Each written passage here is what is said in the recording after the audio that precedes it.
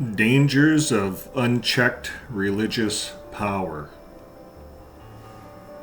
This is a story by Miss Usato, and here we see a picture of a courtroom, the Norway courtroom, and over to the right you see the lawyers, and over to the left you see the victims.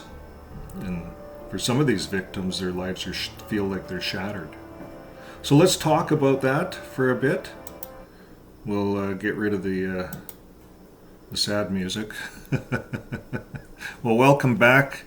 We're going to look at this story by Miss Usato. And I want to talk about the Norway case a little bit. Sometimes it feels sad that the Jehovah's Witnesses won this. And for all of us on this side, we realize that they didn't tell the truth. You know, they just kept propagating the same stuff.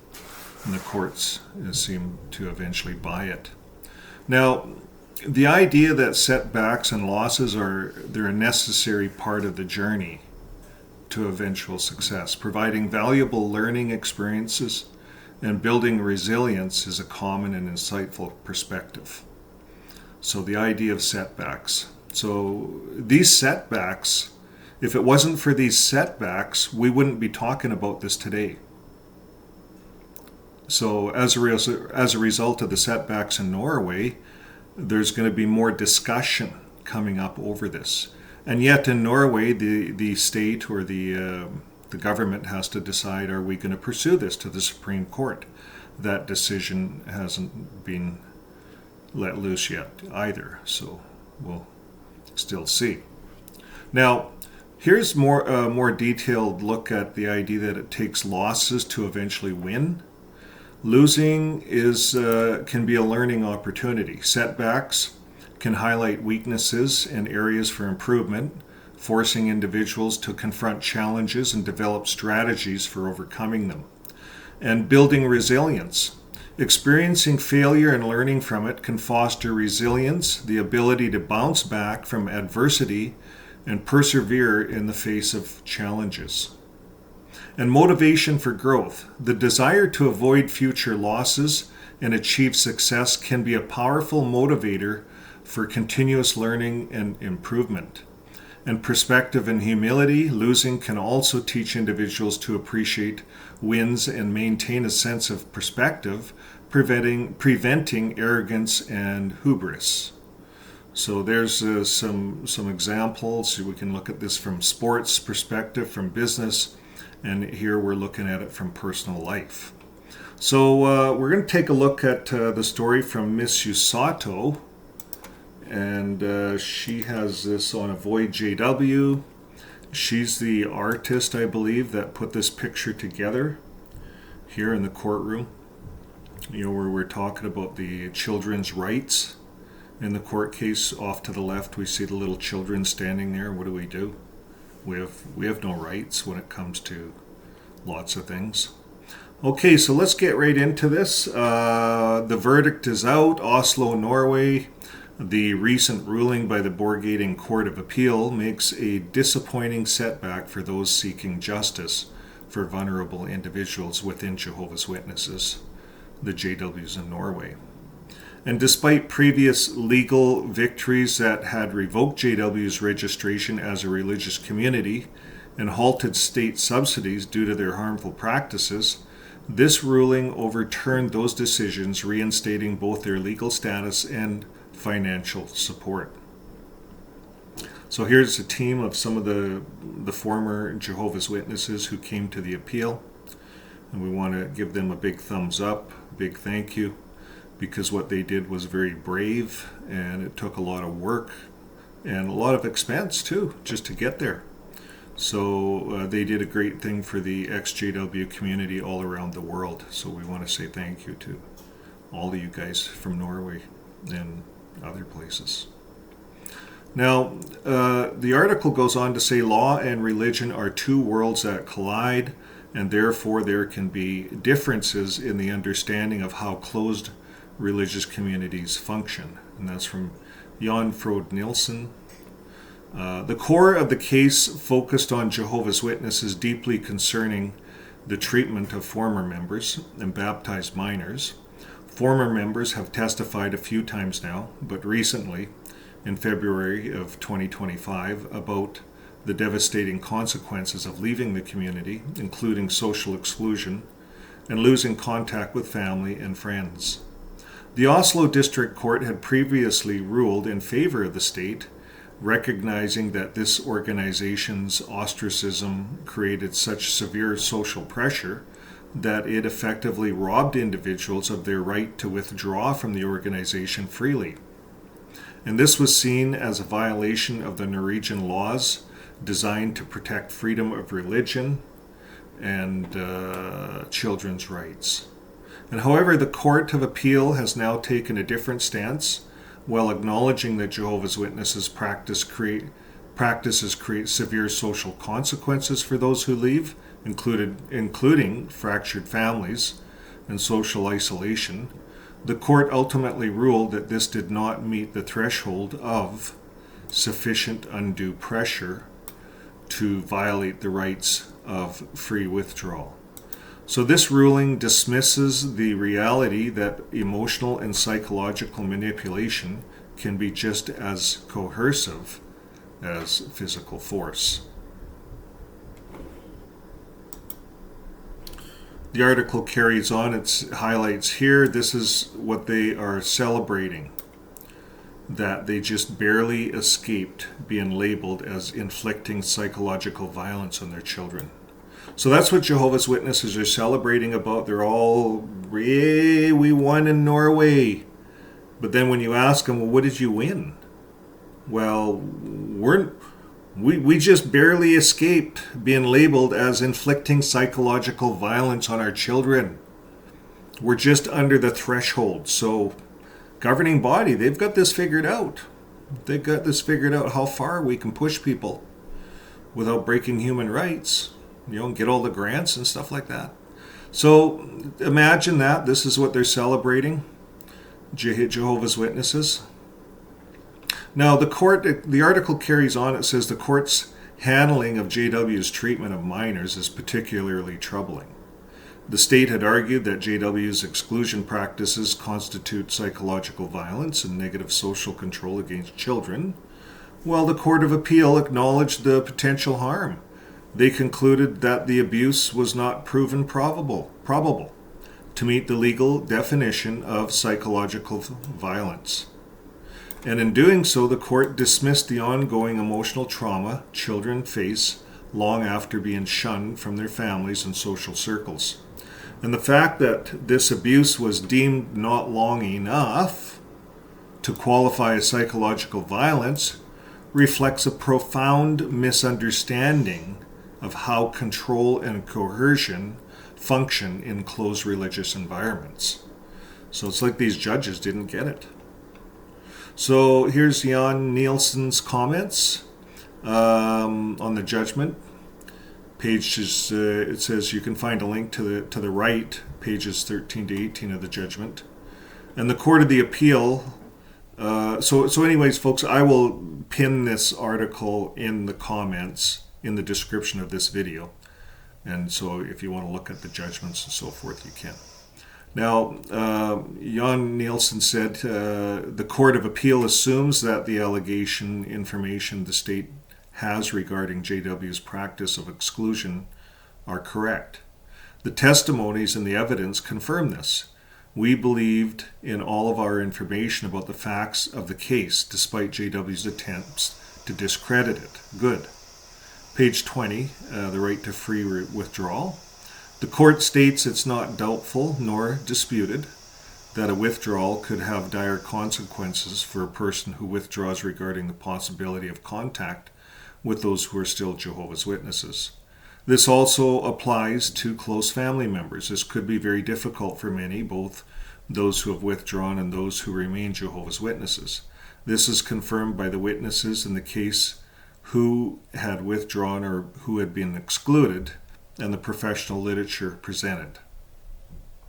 So the question is whether the social consequences as a result of losing or at least having greatly reduced contact with members of Jehovah's Witnesses, including family members, if one withdraws, conflict with the right to free withdrawal. So, yeah, there is a question there. Now, this is where the court differs from all the others that have considered the case writing. As stated above, it is particularly effortless to withdraw from Jehovah's Witnesses. It is sufficient to send a letter to the congregation about the withdrawal. There is no evidence that a withdrawal is not respected or that the congregation mainly tries to persuade the member to rejoin. Therefore, the possible obstacles to withdrawal are related here to the consequences of withdrawal, which are reduced social contact with remaining members, including family members. Such reduced contact with former members of Jehovah's Witnesses, and especially close family members, such as parents and children with whom one no longer lives, but also, for example, grandparents and grandchildren, will be tough and burdensome for most people. And based on the evidence, the Court of Appeal assumes that such consequences of withdrawal for some are so harmful that some members choose not to withdraw for that reason. The Court of Appeal nevertheless believes that these consequences do not constitute sufficient undue pressure to constitute a violation of the member's right to free withdrawal under Article 9 of the European Union's rules, I guess. So the court has therefore accepted the facts that withdrawal entails extreme consequences implemented by those who receive state aid, assuming that this means that people end up being members against their will, but still believes that this is not sufficient undue pressure. This is where the law and the Court of Appeal completely falls away from the psychological, emotional, and human. If the systematic use of family ties as a weapon to prevent people from withdrawing, which the court acknowledges, that is, it's not sufficient undue pressure, then what is it? Where can this paragraph be used? These are some of the questions that are put forth. So when it comes to the processes against children, I repeat, children, the Court of Appeal writes on this page, although the process can be very unpleasant and in part also humiliating, the Court of Appeal nevertheless believes under doubt that the process as such cannot be considered psychological violence. The process will normally last for a relatively short period of time until a possible exclusion, and the process cannot therefore be said to constitute a pattern of offensive acts or behavior that is repeated or persists over time. That this is something that would normally be the case for something to be considered psychological violence. And the committee's understanding in such and such thing reproduced the above. And the fact that the process is short-lived means that, in the Court of Appeal's view, it does not have the character of psychological abuse. So, what can one say? First of all, the abuse is not long enough for the Court of Appeal. That in itself is, well, but for the most egregious thing is that the court ignores the fact that this is not something that lasts beyond the moment the expulsion is carried out. The child must continue to live with the consequences. This is not short-lived. It is for the rest of his or her life. So on page 28, the court says this: if the process ends with the minor baptized member being expelled, there's no doubt that it will generally be very difficult and challenging for everyone involved, that the social contact with the other baptized members of the Jehovah's Witnesses is broken off or significantly reduced. And for family members who are Jehovah's Witnesses and with whom one does not live, the contact will be reduced to contact in necessary family matters. And this must be assumed to be incredibly demanding for children who will then, for example, have significantly reduced contact with grandparents, aunts, and uncles who are Jehovah's Witnesses, as well as with siblings who are Jehovah's Witnesses and who have moved away from home. And furthermore, the child will lose contact with other members of the congregation, for the example of friends in the congregation. And for the children of Jehovah's Witnesses, it must be assumed that much of the social circle will be other children and young people in the congregation, which makes it extra challenging to lose contact with them. And the Court of Appeal, however, still believes, here also with doubts, that the social distancing that a minor child may experience through exclusion cannot be considered psychological violence.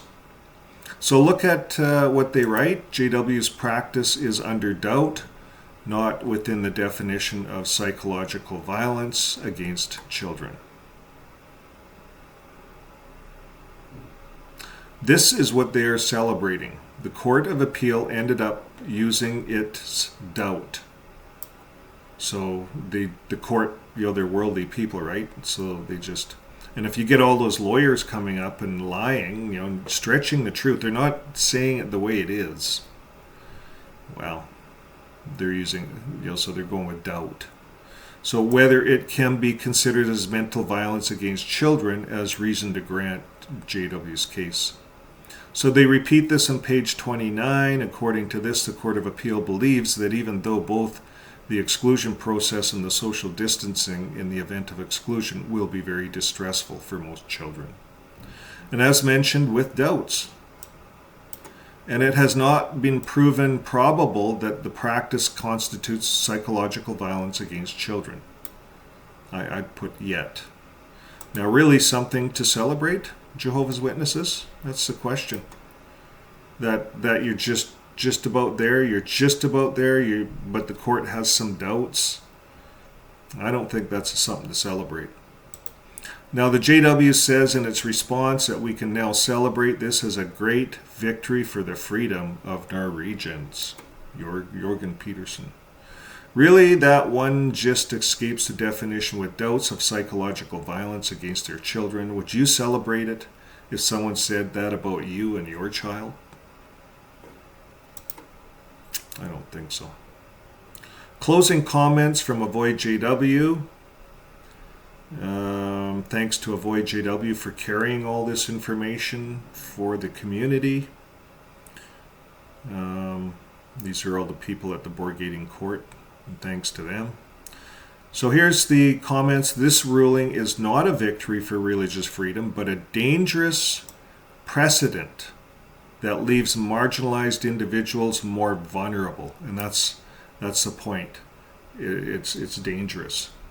And it reinforces the ability of influential organizations to inflict emotional harm under the guise of religious practice.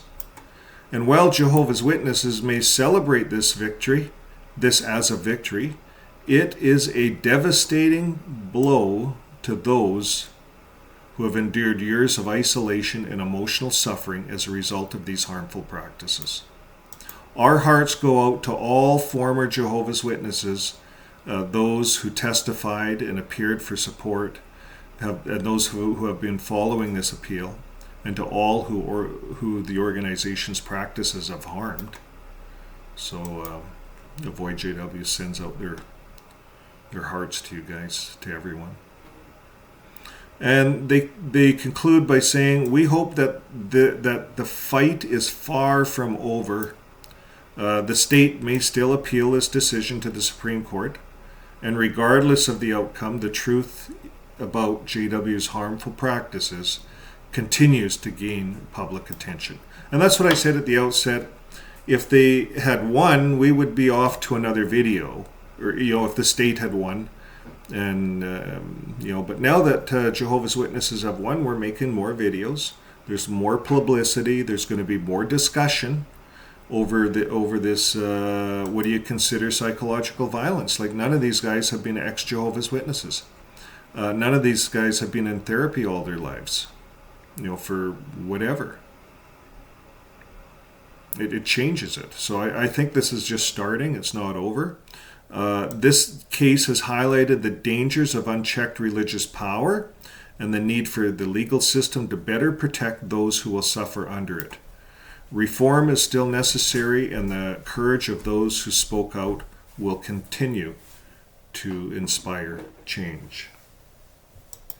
Well, thanks to Avoid JW for carrying that article, and thank you to Miss Usato for doing all the journalization and putting that all together for us. So when we think of this, the dangers of unchecked religious power, and that's what this is opening up for. I think this is something that's it's not done, and we'll be looking forward to seeing if something comes out in the state of if the state appeals this to the Supreme Court. Jehovah's Witnesses would appeal this right to the Supreme Court. They do all the time. So we'll just see if they figure it's worth it.